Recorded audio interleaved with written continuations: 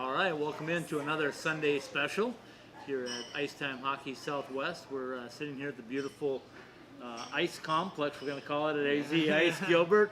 We've got the general manager and head coach of the Phoenix Knights Junior A team, Colton St. Clair. Colton, welcome back. Yeah, thanks for having me. Nice to have you back. We talked earlier in the year when you were getting ready for this whole thing to go. Started off a little slow, and then all of a sudden, here we are. It's March. It's playoff time, and you guys are headed to the semifinals this weekend, correct? Yeah, that's correct. Yeah, it's been a long journey. It's been fun. A lot of ups and downs, and some things I didn't know as being a young coach, and definitely I'm surprised I don't have any gray hairs right now. But I'm definitely really proud of this group of how far we've come.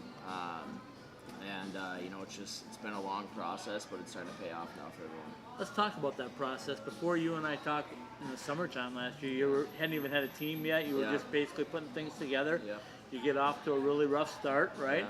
Kind of maybe would be expected, though. The young team, new coach, new program, the whole thing. But tell me what October was like for you. Yeah, October, obviously, the kids worked really hard. It was put them through some grueling skates. But when you're trying to form a culture, Right. especially when you didn't have anybody a part of that culture before, what you've been a part of, it takes time. Right. And I wanted to form a winning tradition, a group of players that want to move on and get better, and leaders on and off the ice, and just a bunch of work dogs basically. Right. And that's not for everybody. It's especially at this level, it's tough to get that out of kids and ask kids to do that for you. And so to create that winning culture, we had to, mold some body, mold some minds along the way, and it took some time, but now it's starting to pay off. You look, we're 6 months down now, and it's just starting to come together even more. And Right. so it takes that much time. That's why it's always good to have a team that you can bring back. But now we started from scratch, and now we're here. So When I saw your team earlier this year, and you were in the middle of that O for stretch, Yeah. and I started thinking about where you played college hockey at North Dakota, and how typically North Dakota hockey team started a little slow, Yeah. but then all of a sudden we got to the turn of the new year, we got through the holidays, and then you guys turned it on. yeah. Is there any correlation between the two for you being a North Dakota Fighting Sioux? I don't know.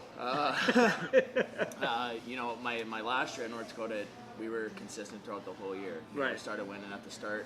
But I think maybe if you're asking, with especially at this level, I want them to take something away from this year. Right. Whether it's wins and losses or, learning something new. And I think and that's a lot, again, to ask for, this group of kids. They're going to school, or some have jobs and playing hockey at the same time. Right.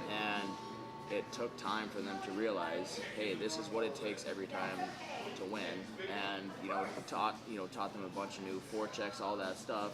And so I think they just became adapted to it, and it started clicking in the end.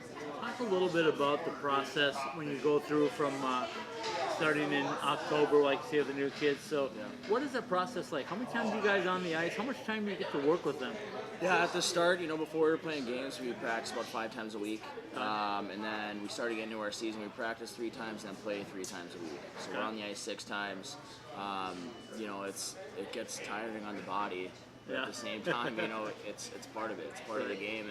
And I think from day one, you have to set that mentality of this is how the year is going to be. I knew the team that we had, we weren't going to beat teams off our skill, but we were going to beat teams, off our compete level and outworking them. And so that's kind of, from day one, they knew they were going to have to come to work every day. Right. It wasn't a group where, hey, we had 3 good practices and I felt you were a little tired, I'll let you have a captain's practice. It was, okay, now I can push you past the limit to where you realize that's what it's going to take for us to win. Right. And again, like I said, that's tough for, a young team to realize, but they've done a really good job, and I'm proud of them for it. So. For those that aren't real familiar with junior A hockey and the league that you're playing in, tell me the ages of your kids and what it's like for those guys. And you guys travel to California and back.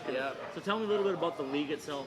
Yeah, the league itself, I think it's it's an older league for juniors. Yeah. A lot of 20-year-olds, but our team, we have 5 20-year-olds now. Okay. We had 6, now we have 5, and so that's young for our league. But it gives a lot of European players a chance to come over to North America and play, because we are allowed 14 imports. Right. So okay. basically no import rule. Yeah, if, there you if you're go. gonna ask me, I'm basically saying there's no import rule.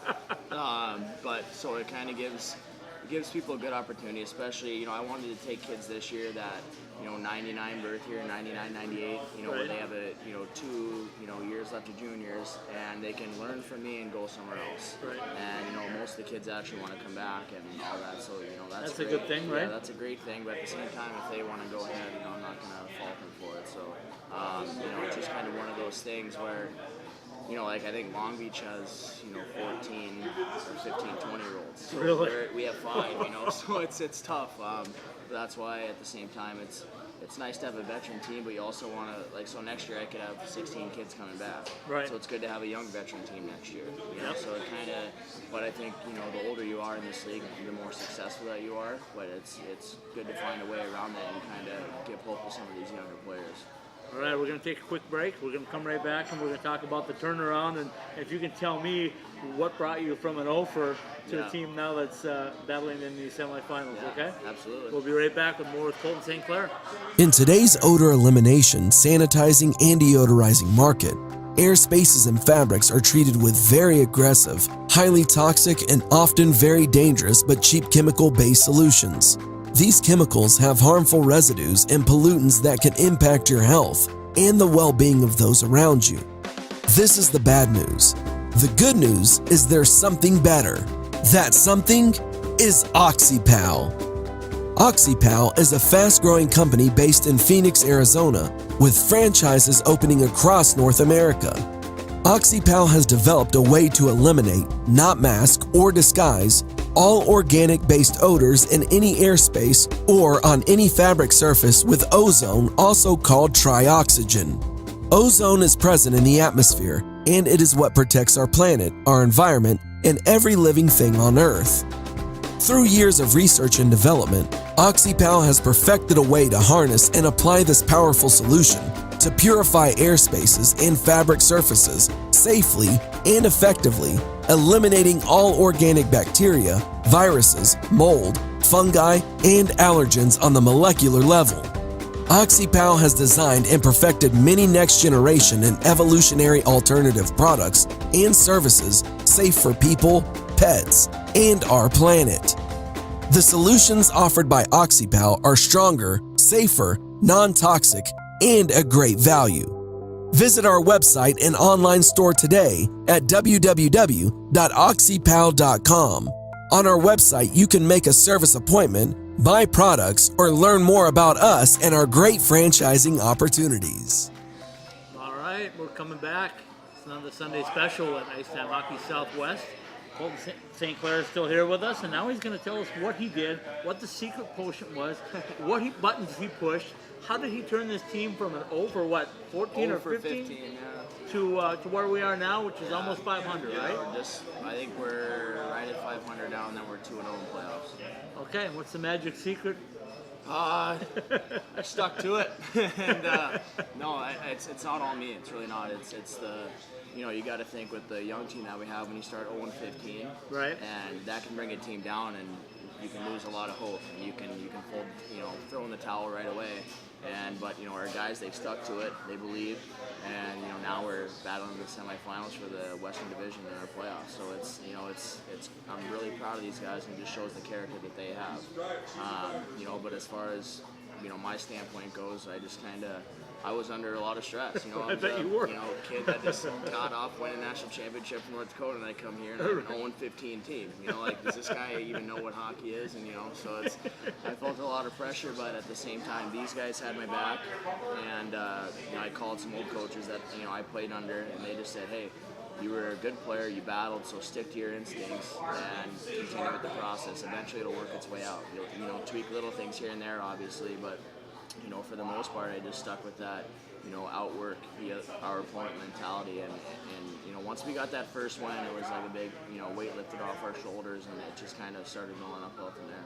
So, coaching similar to playing when you're in those slumps like that? I think so. You can't, like if you're, a goal scorer and you're gripping your stick too tight, you haven't scored in a few games. It's kind of the same thing. Like the team reads off you.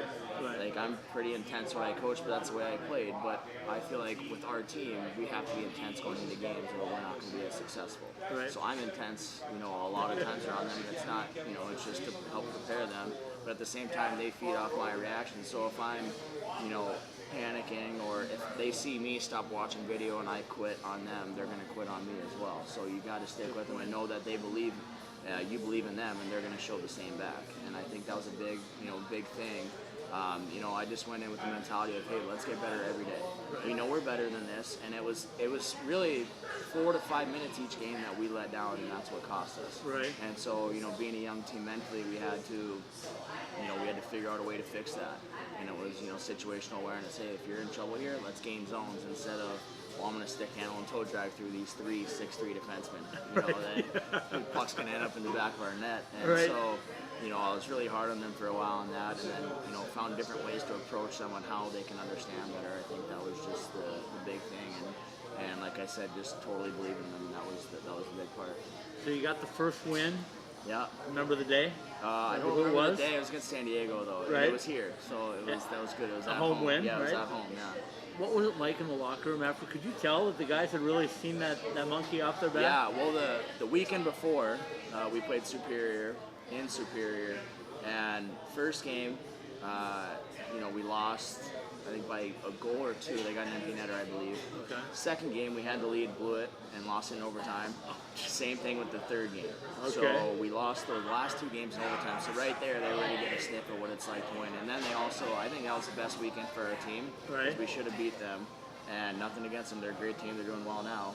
But just the way we played that weekend, I feel like we deserved the wins. And because we didn't get it, it shows, you know, hey, we're right there, but at the same time, we can't let off the gas at all. Right. And so I think that was a really good weekend for our team to have, even though we went 0-3. I'll never say it's a good thing to get swept, but I think that weekend gave us a little bit of, okay, we're right there, and we need to up it a little bit, but we're right there. So that was good. So was it offense, defense, goaltending, the whole team effort? What was everything. it at? Yeah. It was everything. You know, it was just little tweaks here and there. It was, you know, no one single player lost it for us, no one single player won it for us at the time. So it was just kind of, you know, everyone needed to realize what it took as a team to win. Like I said, we don't have any superstars on our team. Right. You know, we have, you know, a few kids that are just above a point a game, but we don't have any 100-point getters on our team this year. Yeah. And so it's the way we win games is as a team, and that's what it needed to be, which was really good for us now that we can pull it off now, but really bad for us at the start because it was, you know, essentially you're getting some of the best players from other teams that you recruit from. Yeah. And then they come here and they think they're going to be a goal scorer as a 17-year-old against 20-year-olds when that's not the case. Doesn't happen that way, you know, does it? you might be a third-line shutdown guy, but you got to be the best at what you do in order to succeed at this level. So I'm still teaching that, but you know, it's coming a long way.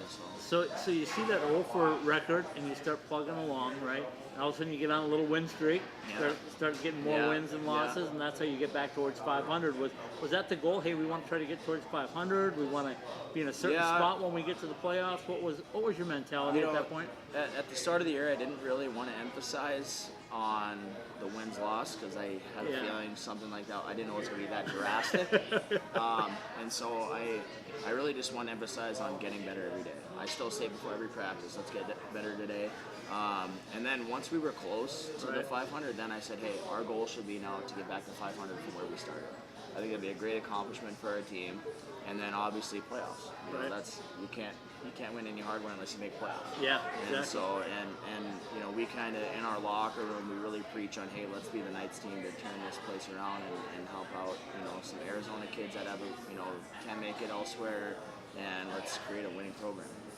So you made the run. We'll take another quick break. We'll come right back and we'll talk about the best part of the hockey season in my mind, which is the playoff time, right? Yeah, absolutely. All right, we'll be right back with Colton St. Clair in just a minute. The Ice Den Scottsdale has always been the coolest place in the desert. Now with the addition of the Ice Den Chandler, our 2 locations hosting 5 sheets of ice make the Ice Den your home for youth, travel, and adult hockey leagues.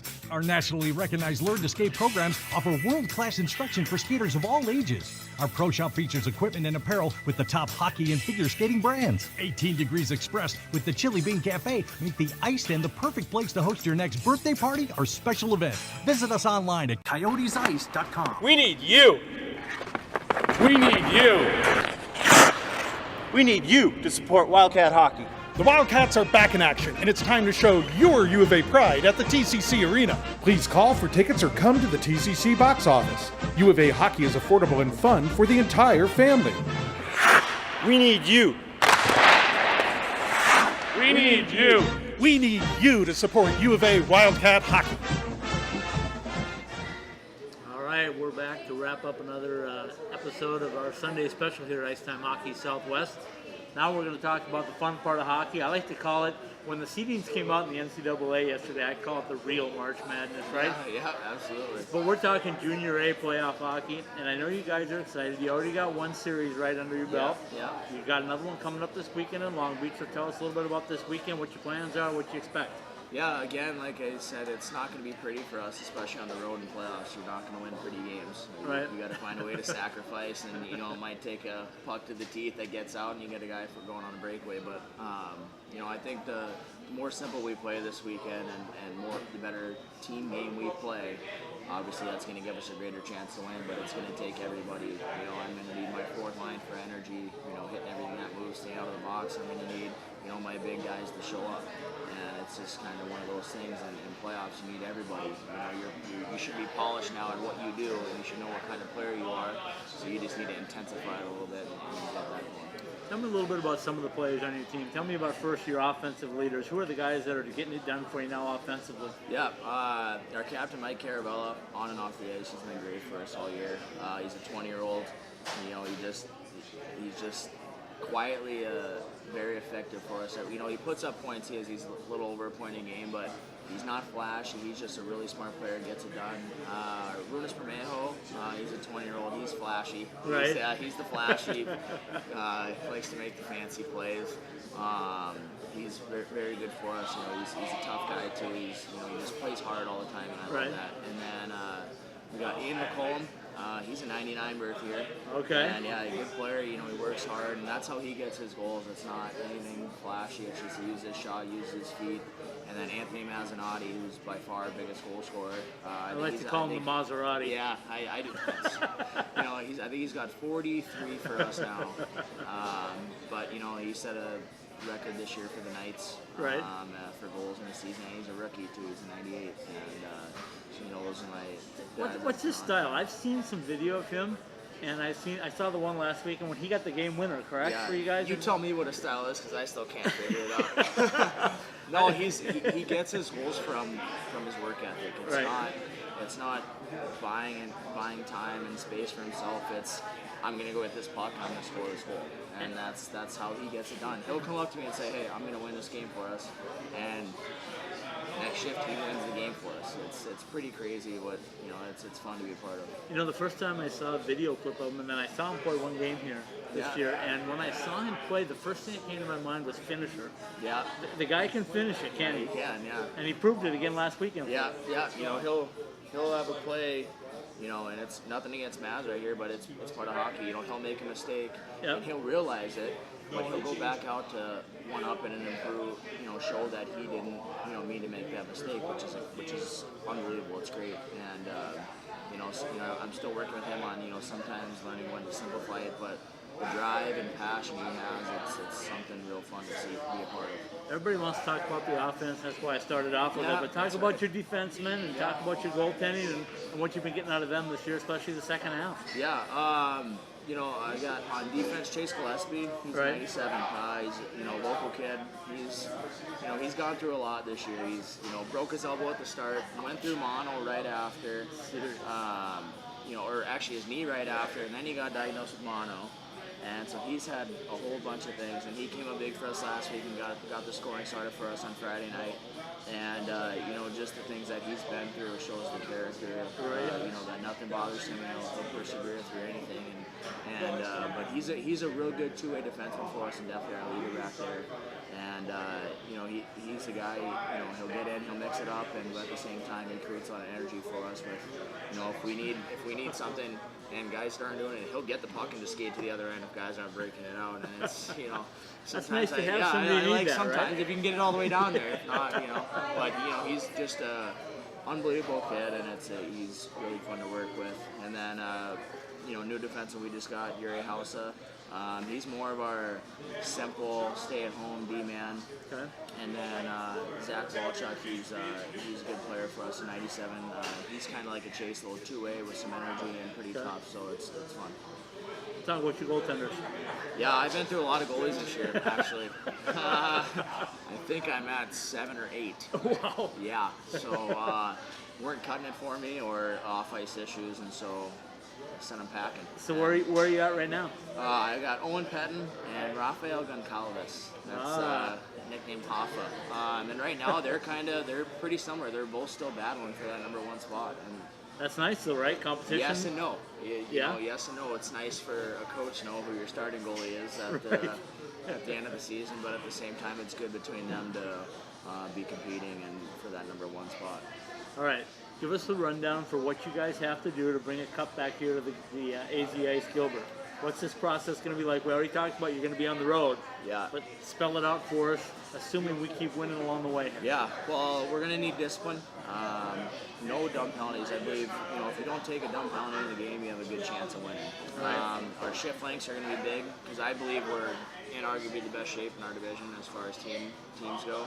And we're going to be 54 games in now. That's a lot of games in the season. So the shorter shifts that you have, the more you get everyone into the game. And I would say capitalizing on our special teams. That's getting a bit up and down for us. But obviously you want to have your PK going, and then you want your power play to be scoring as well. Right. And, it's common sense. It wins the games. And so that's why I believe if we stay out of the box and, just play a disciplined game all around this, every aspect. Outwork them, playing simple, and just playing the team game. So we get that done. Take us step by step now about what the process is where you go. You go Long Beach this weekend, right? Yeah. Thursday and Friday. Yeah, it'll be Long Beach this weekend. And let's just say for the sake of it, you get the wins like I know you're going to get. Yeah. Hey, we got to go about it the right way first. And Then what? And then we'd play Fresno or Ontario. Okay. And we're the lowest seed out of all 4. We were actually the lowest seed out. Well, actually second to lowest out of all the teams, but it was because of our bad start. But nothing against the other teams. It's 4 really good teams in the mix now.